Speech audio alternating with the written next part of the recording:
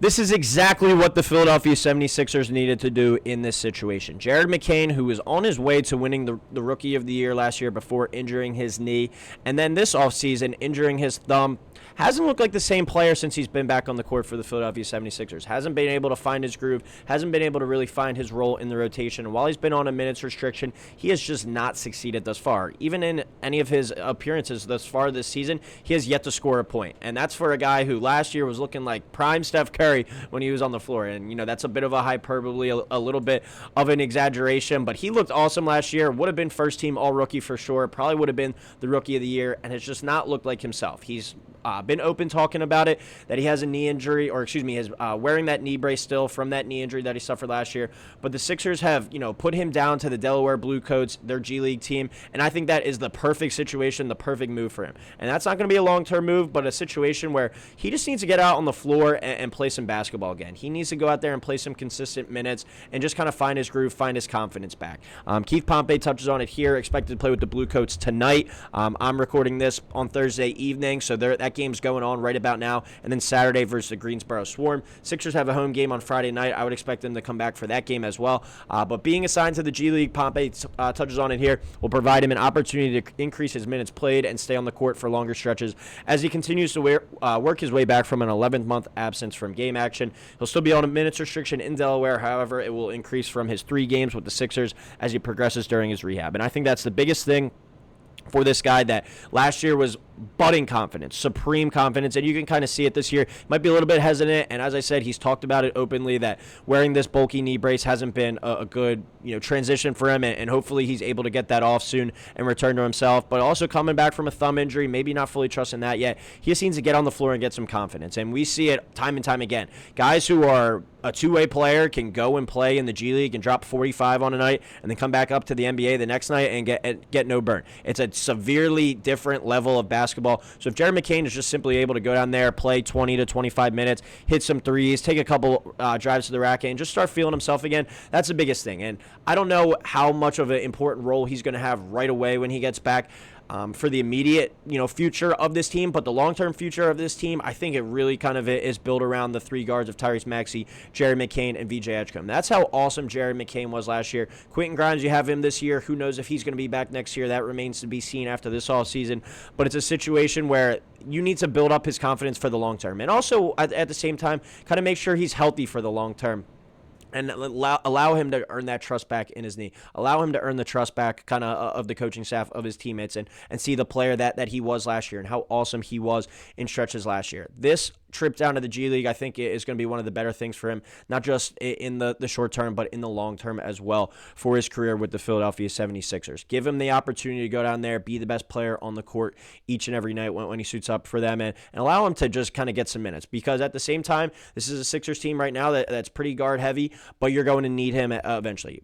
Knock on wood that it doesn't happen, but Tyrese Maxey is going to miss a game or two at some point. VJ Edgecombe is going to miss a game or two at some point. Quentin Grimes, that's when you have this kind of stable of guards. When you look at a team like the Thunder, how many guards that they have the ability to roll out there on any given night? You look at the Pacers last year in the finals, the 2 teams in the finals last year. That was just a team that had guard after guard that they could roll out. That's what the Sixers team needs, and the pace and the style that this team's playing, it's only going to benefit the entire team. Being able to kind of rotate guys in and have fresh legs. And instead of Maxey and VJ Edgecombe playing 42 minutes a night, maybe they're down to 35, 36. They're a little bit more fresh in the third and fourth quarter, where we've seen this team struggle a bit. This is a team that has really came out slow in the third quarter, and they've kind of had to claw their way back in the fourth quarter, and games have been tighter down the stretch. If these guys are a little bit more fresh down the stretch, it's going to benefit not them only personally, but the team as well. So a huge opportunity for Jared McCain to go back down to the G League, kind of find his footing, get his feet back under him, and have the chance to succeed again. And our guy Jacob Marino touches on it here, kind of what I've been echoing. I fully support the Sixers sending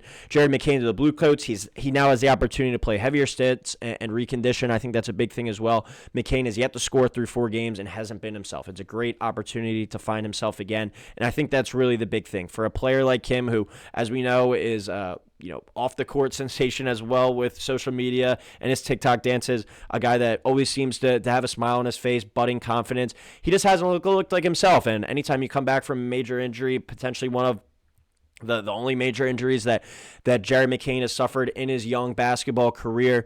That's going to take some time to get back from, but he really has struggled and hasn't looked like himself. And I know he's played limited minutes. I'll pull up his kind of box score and his game log in a minute. But it's a situation where for him not even have a single point yet, you kind of got to be scratching your head and like, all right, what's going on? How dangerous is this? How bad kind of is this situation at this moment? You look at how good he really was last year. During that 24-25 season, only played in 23 games, but was well on his way to winning Rookie of the Year. Averaged 15.3 points per game, shot 38% from three, 46% from the field, was showing the ability to play make as well. Wasn't that great on the defensive end of the floor, but his scoring, his shooting ability really lit it up. And obviously a much smaller sample size this year, has played in much less minutes, only averaging 10.3 minutes per game in his 3 games thus far, but has yet to score, 1.3 assists, under a rebound, not shooting the ball well from deep, obviously, having not scored at all. It's a bit of a head-scratching situation where, let him go and earn those minutes down in the G League, get that confidence back, and have the, Nick Nurse kind of trusting him again. And it was a bit of a peculiar situation last year where Jared McCain would be playing really well sometimes, and Nick Nurse, I think, still was kind of holding him back. And you could say that's probably because of the defensive end. And I think the roster at the point where Jared McCain was playing last year where, all right, we can't really put Tyrese and Jared on the floor at the same time for defensive purposes. But I think now this year you have a more versatile lineup, being able to put Quentin Grimes out there in the backcourt with him or VJ Edgecombe in the backcourt with him. This is a guy that I think long-term is kind of your sixth man off the bench. You have that backcourt of Tyrese Maxey and VJ Edgecombe as your 1-2 punch, and you bring in Jared McCain as that kind of spark plug off the bench, as that shooter, as that microwave scorer. And I think it's very important before this gets worse, and who knows what the stage of that injury is, but let him gain his confidence back. Let him get that kind of swagger back and really start to find his minutes. And once he gets over that 15 to 20 minutes threshold, that's when you get back up into upper 20s, lower 30s kind of minutes. I think that's perfect for him at this stage of his NBA career, where we may be inflating him and hyping him up a little bit too much after last season, maybe. But in spurts, he looked awesome. Knockdown shooter, multiple games with 3-4 3-pointers, and just the funness and the energy that he brought to the court. It was a contagious thing. And I think that's something that this team could really thrive on as well, with kind of the updated style and the pace that Nick Nurse and the Sixers squad are playing with this year. Being able to put a shooter as dynamic as Jared McCain into that lineup as well, with Tyrese Maxey, I think, increased kind of playmaking ability. That's another addition to the 76ers team. So getting Jared McCain's knee right, getting his confidence back again, even with the hand injury, with the thumb, and going